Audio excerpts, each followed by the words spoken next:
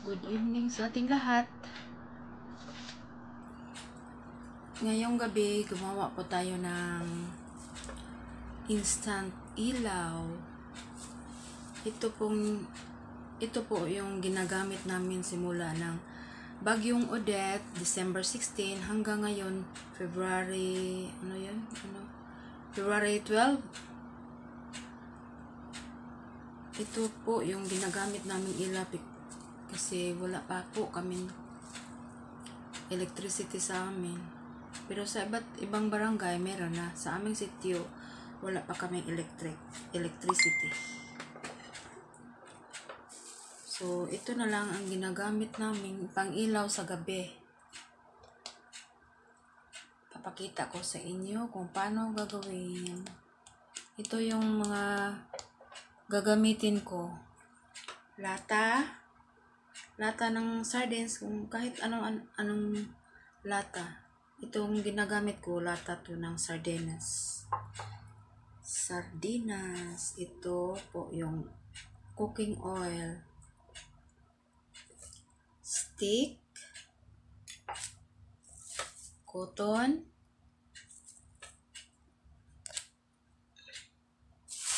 asin, daming asin half kilo.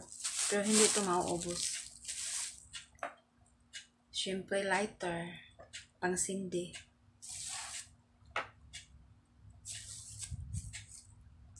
Simulan na natin.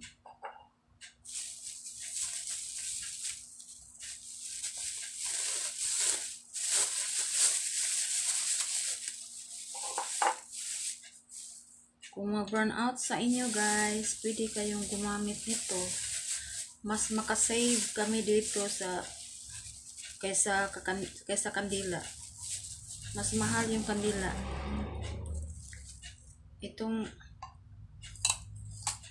Lagyan na natin asin.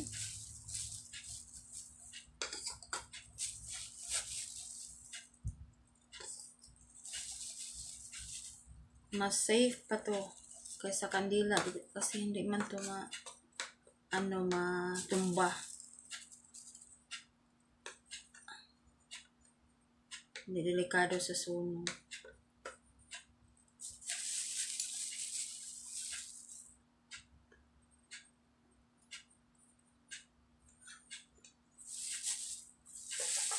Marami pang tira ng asin.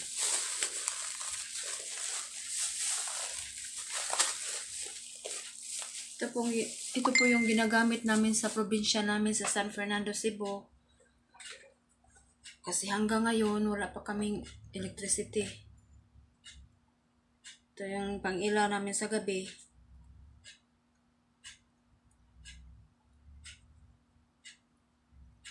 Simula nung December 16 sa Bagyong Odette hanggang ngayon, February 12 na, wala pa kaming electricity.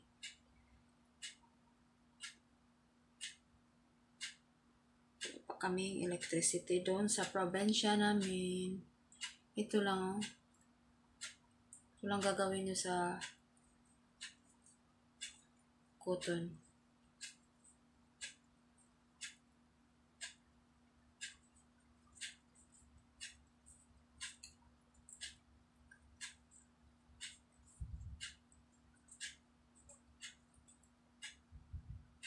Kung may burnout sa inyo, pwede kayong gumagamit ito kasi meron lang dito sa ating kusina. May asin tayo, may cooking oil tayo,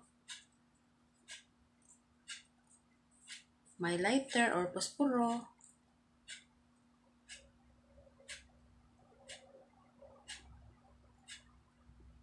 Lagyan na natin ng cooking oil.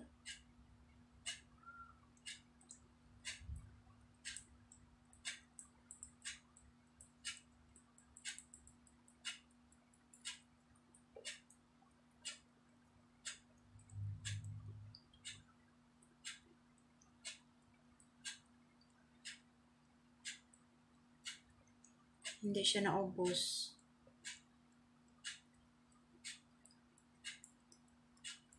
Ito na siya guys.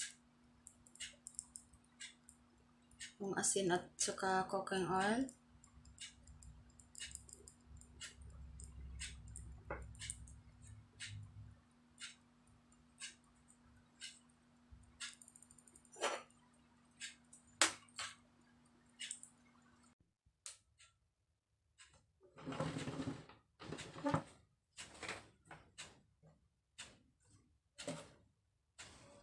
na po.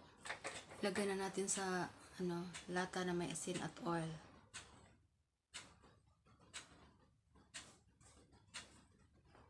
Ganyan lang siya. Parang iloblob nyo ng konti ang cotton para sumisip-sip sa oil.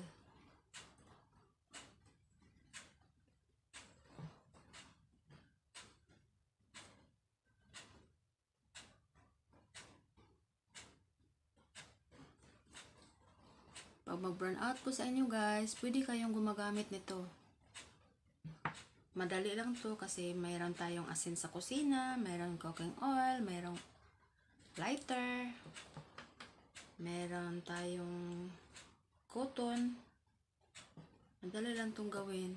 Mas safe po ito kaysa kandila. Sindihan na natin.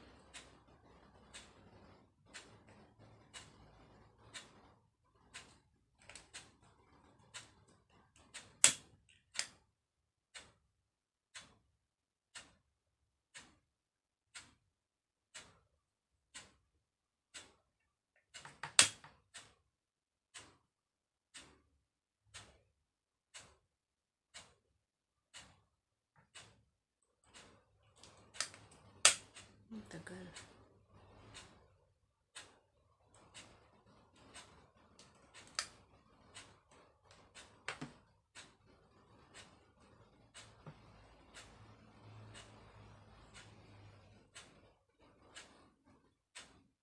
Ito na siya guys.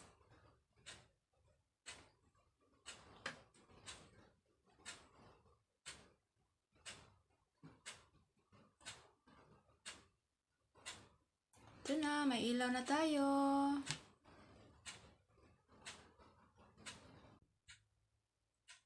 Ito na po yung instant ilaw natin. Ito po talaga yung ginagamit namin sa probinsya namin sa San Fernando, Cebu. Simula nung bagyong Odette hanggang ngayon, February 12, wala pa kaming kuryente. Ito lang ginagamit namin tuwing gabi sa aming probinsya.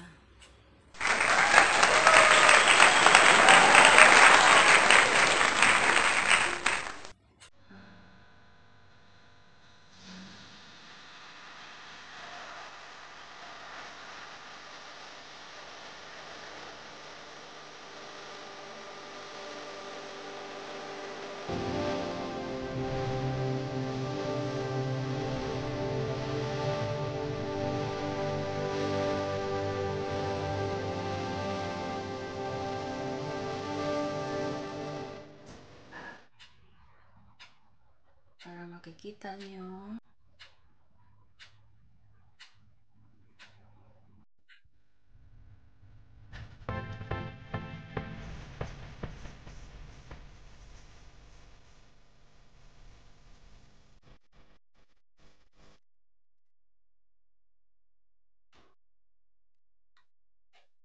Ito na.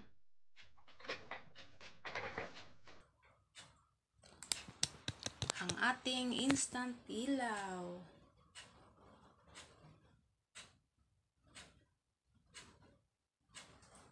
Tara!